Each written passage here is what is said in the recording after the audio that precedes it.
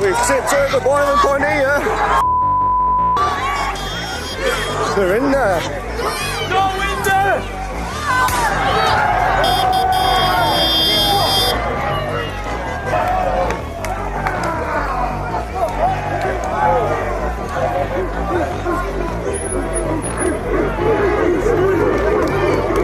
Come on!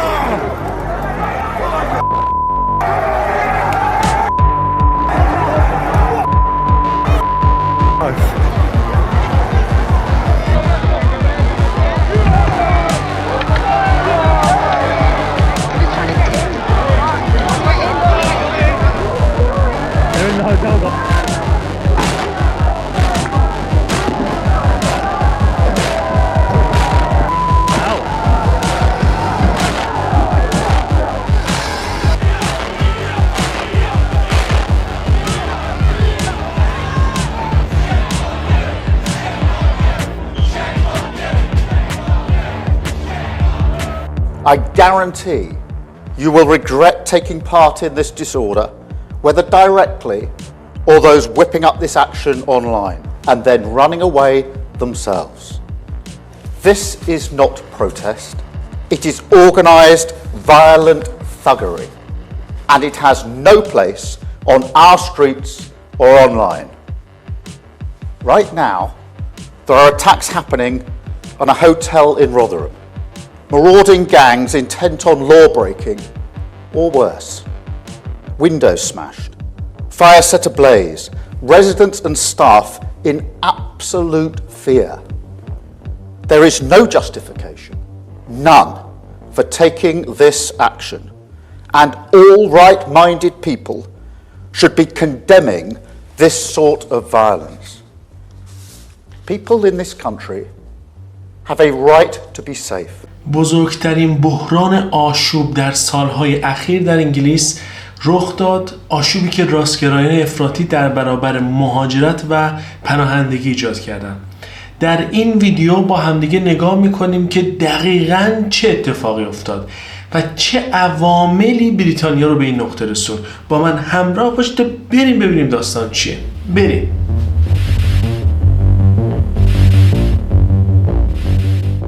برخی از منابع و آمارهایی رو که در این ویدیو استفاده کردم از سایت رسمی دولت و پارلمان انگلیس استفاده شده که در دیسکریپشن این اطلاعات رو میارم اگر بخواید مطالعه بیشتری داشته باشید. خب بریم سراغ داستان. چه اتفاقی افتاد؟ در آگوست 2024 بریتانیا شاهد یک موجی از شورش‌ها و ناآرامی‌های مدنی بود که عمدتاً توسط گروه‌های راستگرای افراطی برانگیخته شد. خب ابتدا باید ببینیم که چه اتفاقی افتاد و داستان دقیقاً از کجا شروع شد.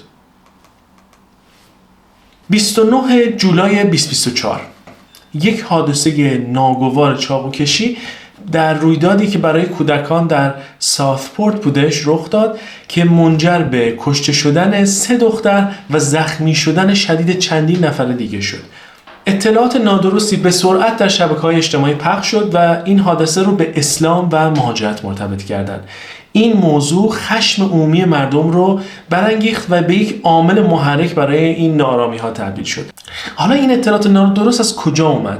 درست چند ساعت بعد از اینکه این حادثه اتفاق افتادش، یک توییتی در شبکه ایکس منتشر شد و توسط گروه‌های راست افراطی، خصوصا گروهی که تامی رابینسون در واقع رهبری میکنه، به سرعت پخش و بازنشر شدش. میریم چند روز جلوتر، 31 جولای ناآرامی‌هایی با اعتراضاتی در لندن، منچستر و هارتلپول و همچنین چند شهر دیگه آغاز شد که به دستگیری بیشتر از 100 نفر انجام شد. این اعتراضات اولیه زمین ساز خشونت‌های بعدی شد. کمی میریم جلوتر، 2 آگوست شورش‌ها در ساندرلند شدت گرفت و یک ایستگاه پلیس به آتش کشیده شد و همچنین چند تا از مامورهای پلیس مجروح شدند. خشونت به سایر شهرها هم گسترش پیدا کرد و در یکی از این موارد هتل‌هایی که پناهجویان توش بودن مورد حمله قرار گرفت. حالا یک نکته‌ای که اینجا وسط وجود داره و جالب هستش اینه که چرا این حزب راست افراطی، چرا این افرادی که میس اینفورمیشن رو پخش میکردن رفتن و سراغ این گزینه و این اطلاعات نادرست رو روی این کیس در واقع بالا آوردن. خب یک داستان این وسط وجود داره و اون این هستش که در بریتانیا اگر شخصی به سن قانونی هنوز نرسیده باشه که میشه 18 سال، اطلاعات هویتی اون نباید در رسانه ها پخش بشه و به صورت عموم پخش بشه. ولی توی این مورد به خاطر این حساسیتی که ایجاد شده بود و روزهای قبل اتفاقاتی که افتاده بود، مجبور شدن که اطلاعات هویتی این شخص رو پخش کنن و معلوم شدش که این شخصی که اطلاعاتش اومده بیرون از شخصی از رواندا بوده و اصلا مسلمون هم نبوده و شخص توی بریتانیا به دنیا آمده، یعنی اصلا شخص سیتیزن بریتانیا بوده، در واقع این شکلی میشه گفتش. اطلاعات دیگه این که این شخص توی کاردیف متولد شده بود و از سال 2013 در منطقه ساوثپورت زندگی میکرد. تنها یک روز بعد در 3 آگوست شورش‌ها در آخر هفته و در ویکند شدت گرفت و در رادرهام و از تامورث یک شورش‌ها و درگیری‌های جدیدی ایجاد شد. در رادرهام فعالان راستگرای افراطی یک هتل رو که پناهجویان توش سکونت داشتن حمله کردند. درگیری‌ها بیشتر شد و حوادث خشونت‌آمیز مشابهی توی شهرهای دیگه‌ای مثل لیورپول و بیرمنگام هم اتفاق افتاد. روز بعد یعنی در 4 آگوست دولت بریتانیا دید که شرایط با این وضعیتی که داره پیش میره قابل مدارا کردن نیست و نیاز به یک حرکت جدی‌تر داره و یک نشستی به نام نشست اضطراری کبرا برای رسیدگی به بحران اتفاق افتاد و کیر استارمر نخست وزیر خشونت‌ها رو محکوم کرد و وعده داد که عاملان اون رو به عدالت میسپاره. خب ما اینجا این اعتراضات گسترده رو داریم و در مقابل این شورش ها فعالیت های راستگرایان افراطی در تمام شهرها گستردگی پیدا کرده بود تا اینکه توی روز 7 آگوست یک سری اعتراضات در برابر این خشونت ها، در برابر این مواردی که مطرح شده بود در روزهای قبل اتفاق افتاد. بله، خیلی ها از شهرهای مختلف بریتانیا مثل لندن، منچستر، بریستول، لیورپول، لیدز، ناتینگهام اینها اومدن و 10,000 نفر جمع شدن که اعتراض بکنن به فعالیت‌های راستگرایان افراطی، به فعالیت افرادی که این هیت رو دارن در جامعه پخش میکنن و حمایت خودشون رو از صلح و مهاجران و دوری از افراطیگری در واقع برگزار کردن. خب این یه خلاصه‌ای بود از این که چه اتفاقاتی افتاد و چه حادثه‌ای در این چند روز اتفاق افتاد. ولی حالا میخوایم یه مقدار دقیق تر بررسی بکنیم این داستان از کجا شروع شد، این معضل پناهنده ها و مهاجران بریتانیا دقیقاً چی؟ خب اول بیایم معضل مهاجرت بریتانیا رو نگاه کنیم. خب توی سال 2020 نهایتاً یک برگزیت برگزار شد و یکی از مهمترین دلایلش هم جدا شدن بریتانیا از اتحادیه اروپا بود. این موضوع باید باعث میشد که کنترل به مرزها برگرده، ولی در این حال همه انتظار داشتن که خب این باعث بشه که نرخ مهاجرت کاهش پیدا بکنه، نرخ پناهندگی کاهش پیدا بکنه، ولی کاملا برعکس شد. حالا این موضوع 2 تا بعد کلی داره. یکیش اینه که پناهجویان غیرقانونی تعدادشون افزایش پیدا کرد. این پناهجویان از طریق یک سری قایق‌های وارد بریتانیا میشن. در سال 2022 حدود 45,000 نفر از طریق حدود 1000 قایق عبور کردند و در سال 2023 29,000 نفر تقریباً با 600 قایق از قایق‌ها وارد بریتانیا شدن و مهاجرت غیرقانونی و پناهجویی غیرقانونی خودشون رو آغاز کردن. و همونطور که در این نمودار دارید مشاهده می‌کنید این موضوع در سال 2024 هم رشد بسیار قابل ملاحظه‌ای داشته. ما نرسیدیم به آخر 2024 ولی اگه بخوایم با همین فرمون پیش بریم قطعاً شرایط تو سال 2024 بهتر از سالهای قبل در رابطه با پناهجویان غیرقانونی نخواهد بود. یک بعد دیگه هم افزایش مهاجرت قانونیه. ما تو سال 2023 حدود 1,218,000 نفر مهاجر قانونی داشتیم که اگه اینو مقایسه بکنیم با جمعیتی که بریتانیا داره در حالت کلی 67 میلیون نفر، حدود 1.8% از جمعیت اضافه شده فقط از طریق مهاجران. خب پس این یک بعد ماجرا. همه انتظار داشتن که نرخ مهاجرت و پناهجویان غیرقانونی کم بشه و این اتفاق نیفتاد. حالا اگه از بعد سیاسی نگاه بکنیم، از عواملی که باعث شد راستگرایان افراطی در این زمان این حرکت رو ایجاد بکنن، شکست حزب توری یا محافظه‌کارها با اختلاف بسیار زیادی در برابر حزب کارگر در انتخابات جولای 2024 بود و حالا افراطیگرهای این گروه که دیدن که فضای سیاسی براشون وجود نداره تصمیم گرفتن که فضا را از طریق ملتهب کردن جامعه تغییر بدن. در واقع اونها دنبال این بودن که یک روزنه‌ای پیدا بکنن تا بتونن برای پس گرفتن قدرت و همراه کردن مردم یک آویزه‌ای داشته باشن، یک بهونه‌ای داشته باشن و این موضوع یکی از بهترین عواملی بود که میتونستن استفاده بکنن. حالا ممکنه این صحبت رو مطرح بکنید که چرا راستگرایان افراطی به طور کلی با مهاجران مشکل دارن؟ مشکل اونها با مهاجرت چی هست؟ اولی صحبت اینه که اگه پای صحبت خیلی از این افراد بشینین، اینها فکر میکنن که مهاجران و پناهندگان اومدن و شغلهای مردم بریتانیا رو ازشون گرفتن. اما مخالفان این استیتمنت این رو میگن که این موضوع با حقیقت فاصله داره. اما چرا با حقیقت فاصله داره؟ چه مشکلی این وسط هست و چه اتفاقاتی هست که دیده نمیشه؟ اول اینکه شغل‌هایی که شما توی بریتانیا میتونید اقدام مثلا به ویزای کاری بکنید، مواردی هستن که اولویت دارن، یعنی اینها در لیست شورتج هستن و کمبود براشون وجود داره. در حال حاضر یکی از بحران‌هایی که بریتانیا بعد از برگزیت باهاش مواجه هستش اتفاقا کمبود نیروی کار در بخش‌های مختلفه. یعنی شما اکثرا در موارد خدماتی که میخواید توی شهر استفاده بکنید، کال سنتر باشه، حالا میخواد در صف‌های مربوط به پزشکی باشه، درمان باشه، این رو میبینید که در واقع یک بحرانی از عدم وجود کافی نیروی کار وجود داره. یعنی ما نیروی کار کافی نداریم. تنها آمارای 2024 میگه که ما حدود 47,000 نفر پرستار در NHS کمبود داریم. دومین موضوع اینه که مهاجران برای گرفتن همین پوزیشن های کاری هم باید یک رقابت خیلی سختی رو با بقیه مهاجرها و همچنین نیتیوا داشته باشن. جایی که هر چند قوانین سعی میکنه که این رقابت عادلانه بین افراد برقرار باشه، ولی خب خودمون میدونیم که این اتفاق همیشه نمیفته. شما فرض میکنید یک نیتیوی که تسلط بهتری به زبان داره، در کالج های همینجا درس خونده، خب کانکشن های بیشتری هم توی این جامعه داره، به خاطر اینکه توی این جامعه زندگی کرده، توی اینجا بزرگ شده، قطعا موقعیت بالاتر و بهتری رو نسبت به یک کسی که از یک کشور دیگه میخواد و وارد این کشور بشه و اقدام به گرفتن ویزای کاری بکنه. حتی اگه بخوایم بگیم تبعیضی در استخدام وجود نداره که این هم همیشه درست نیست، این عوامل محیطی سبب میشه که خب اون نیتیو شرایط بهتری رو داشته باشه. دومین موضوعی که راست افراطی بیان میکنه این هستش که با ورود مهاجران کشور ما از یک اکثریت مسیحی میخواد تبدیل بشه به یک اکثریت مسلمان.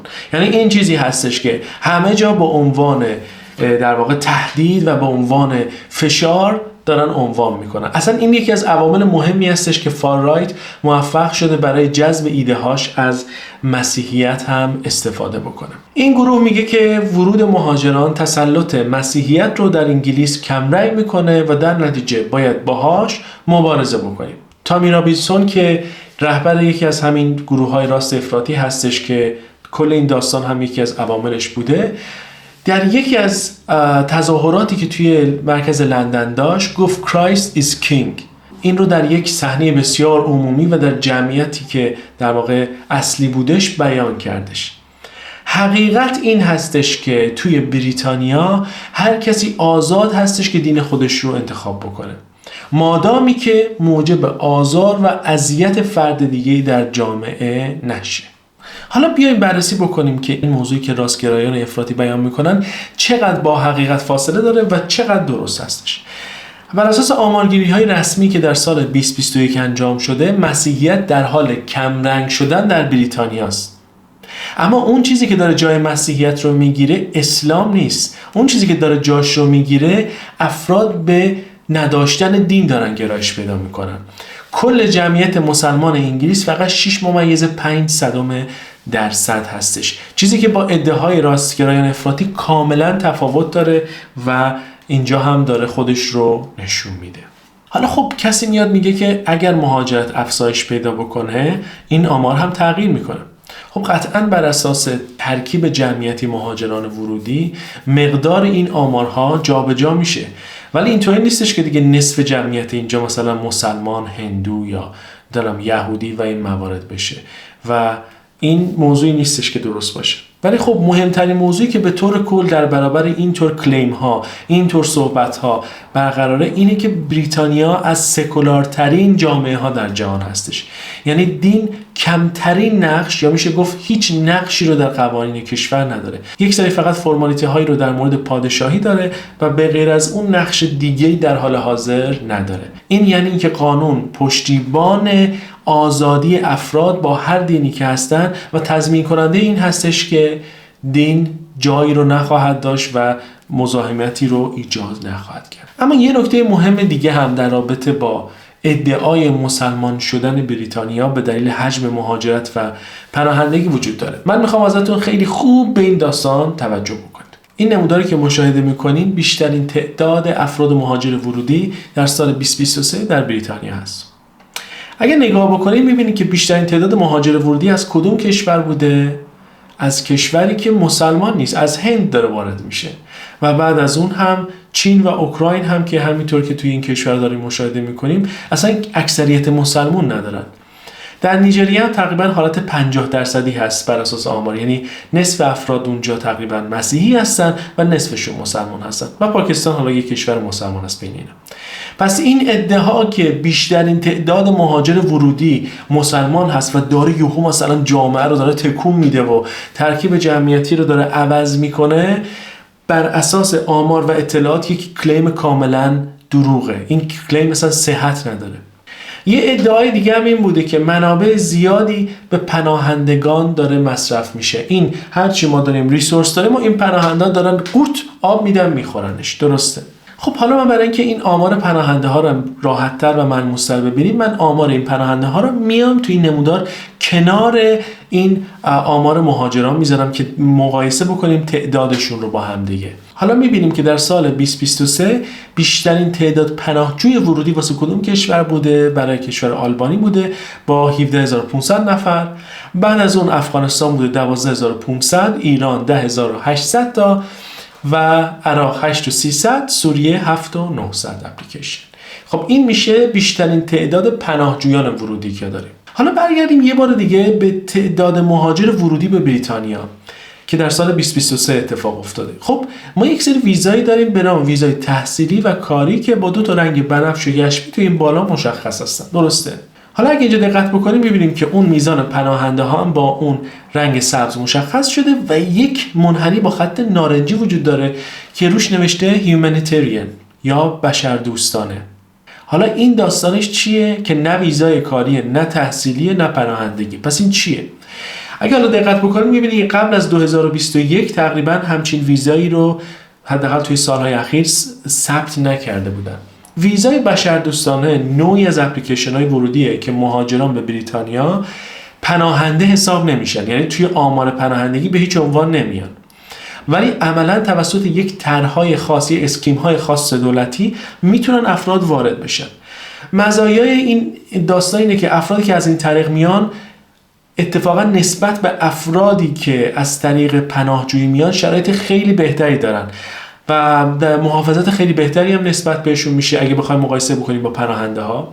و اگه بخوام در یک کلمه واسهتون خلاصه بکنم اینه که میتونم بهتون بگم مثل پناهنده VIP میمونن که دولت به هر دلیلی اسپانسرشون کرده. اسپانسر کرده یعنی که ریسورس های دولت داره واسه این افراد صرف میشه. حالا برگردیم به اون نموداری که گفتیم که بیشترین تعداد مهاجر ورودی ما، نه پناهنده های ما، اوکراینی بودن. توی اینجا میبینیم که 35000 مهاجر ورودی داشتیم که پنجمین بخش بزرگ مهاجران ورودی است. از تمام اون تعداد پناهنده هایی هم که داشتیم نگاه میکردیم بیشتر بود این تعداد جمعیت. گفتیم اولین جمعیتی که وارد میشدش مثلا 17000 تا بود، این 35000 تاست، همین یه دونه. حالا اگر بررسی دقیق تر داشته باشیم متوجه میشیم که این 35000 نفر اوکراینی ورودی که هیچ دسته‌بندی به نسبت پناهجویی ندارند در واقع شرایط همون پناهجویی رو داشتن، فقط با ویزای در واقع متفاوتی وارد شدن که ویزای بشردوستانه هست. حجمشون هم همونطور که می‌بینیم 2 برابر بیشترین تعداد پناهجوی ورودی از هر کشور دیگه مثل آلبانیه. حالا اوکراینیا کجایی هستن؟ اوکراینیا جنازان چه دینی دارن؟ مسیحی هستن، مسلمان که نیستن به طور کلی. پس میبینیم یکی از دلایل افزایش سرسام‌آور دولت هم که اتفاقا توی اسناد دولتی موجود هستش در سال 2022 تا 2023 همین بخش کمک‌های بشردوستانه به کجا بوده؟ به اوکراین بوده. خب حالا صحبت اینه که عزیزان راستگرای افراطی چرا در این موضوع صحبت نمی‌کنن؟ چرا در این مورد حرفی نمیزنن؟ اگر ما داریم صحبت میکنیم میگیم که پناهجویان اومدن و ریسورس های دولتی رو دارن میگیرن، چطور میتونیم همچین قضیه‌ای رو روش سرپوش بذاریم و ببینیم؟ منظور من این نیستش که اوکراینیایی هستن نباید بیان این فاندا رو بگیرن یا نگیرن. این موضوع بحث من نیست. من فقط دارم راستی آزمایی میکنم حرفی که افراد راستگرای افراطی دارن در این روزها مطرح میکنن و باعث خشم مردم در جامعه بریتانیا شدن. حالا صحبت اینه که اگر بخوایم که همچین اتفاقاتی توی جامعه دوباره اتفاق نیفته، همچین شورش‌هایی ایجاد نشه و همچنین برای مهاجرت یک راهکاری پیدا بکنیم، چه موضوعاتی هست، چه روش‌هایی رو میتونیم داشته باشیم تا به نتیجه بهتری برسیم؟ اولین موضوعی که میشه در موردش صحبت کرد این هستش که از این آشوب اخیر یک موضوعی رو همه فهمیدیم و اون این هستش که اگر جلوی میسینفورمیشن و اطلاعات غلط در شبکه‌های اجتماعی گرفته نشه، این موضوع میتونه باعث بشه که افراد اطلاعات غلطی رو در ذهن افراد جامعه ایجاد بکنن، سمپاشی بکنن و این افراطی‌ها رو بیارن بیرون و حتی مردم عادی رو هم بتونن ممکنه همراه بکنن. خب چون احساسات وقتی درگیر میشه گاهی نمیشه اون چیز واقعیت رو توی داستان دید. اینا میتونن کلی اطلاعات غلط رو وارد بکنن بدون اینکه کسی بتونه جلوش رو بگیره و وقتی هم که حالا تازه بعد از چند روز اطلاعات مشخص بشه دیگه اون زمان گذشته. در نتیجه نیازمند این هستیم که یک سری سازوکارهایی رو پیدا بکنیم که شبکه‌های اجتماعی پربازدیدن که همین شبکه‌ها مثلا جاهایی که تعداد مخاطب خیلی زیادی دارن بشه جلوی هیت اسپیچ رو توشون گرفت، بشه جلوی اطلاعات غلط رو گرفت. چیزی که خب در سالهای اخیر سعی کردن شبکه‌های اجتماعی همشون سعی کردن که این رو پیاده سازی بکنن با روش‌های مختلف مثل ریدر نوت، مثل الگوریتم‌های هوش مصنوعی و مسائل خیلی زیادی که پیاده سازی کردن، ولی به نظر میرسه که کافی نیست. یعنی اگر کافی بود این اتفاقات پیش نمی اومد، ولی این موضوع کاملا مشخص هستش که هنوز کار خیلی زیادی مونده تا اینکه به اون نقطه برسیم. و حالا یک موضوع دیگه هم که اینجا هستش و در مورد مهاجرت به بریتانیا هست، باید دولت بتونه یک راهکار خوبی رو برای جلوگیری از ورود غیرقانونی پناهنده ها از طریق این قارق‌های کوچیک پیدا بکنه، چون این افراد هم جون خودشون و حالا می‌بینیم کلی بچه هم دارن با خودشون میارن به خطر میندازن و هم یک مافیایی ایجاد کردن از تجارت قاچاق انسان.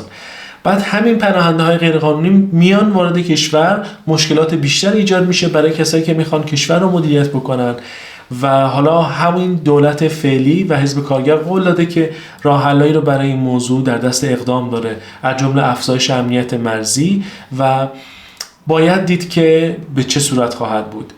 و همچنین دولت باید بتونه رشد مهاجرت قانونی رو هم کنترل کنه و یک تمرکزی بذاره روی اون شغل‌هایی که کمبود در اون وجود داره، به این شکل که بیاد و بالانس بکنه اون تعداد مهاجرانی که میخوان وارد کشور بشن و منطبقشون بکنه با اون یک سری اسکیل هایی رو و اون یک سری پوزیشن های شغلی که در حال حاضر تو بریتانیا وجود داره و کسی واسش نیست.